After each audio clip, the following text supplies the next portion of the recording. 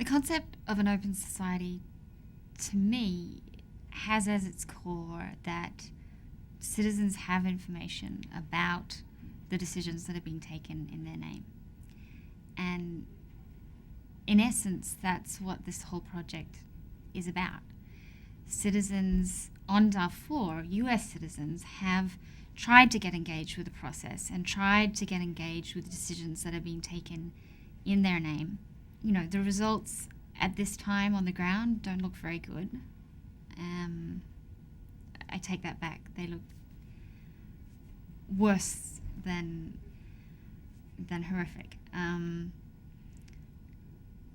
so I think citizens need to know how that happened. What went on between the efforts that they were making and the outcome on the ground that was not what they had intended. The narrative that gets told about these enormous issues really matters. It's not just for the historical record, although of course you need to get that right, but it matters because it impacts future behavior. And it's for that reason that I think it's worth putting all this time into telling the story of Darfur.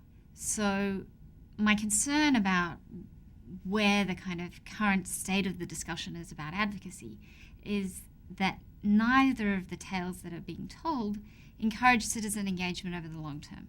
Because if you tell this very positive story, it can keep citizens encouraged for a while, but at the end of the day, you look on the ground and you say, well, if we're so great, why are 300,000 people dead? If you tell the very negative story, you just build into the apathy that is sort of there instinctively, I think, when people feel like they can't have an impact on something that's as big as a situation of mass atrocity. People have an incredible power to change behaviors in the world. Perhaps more realistically, I think, that giving up on the promise of change is just not an option. So what I hope is that if you can really unpack how the decisions were made and the areas where advocacy, citizen advocacy, rather than traditional human rights advocacy, had a real added value.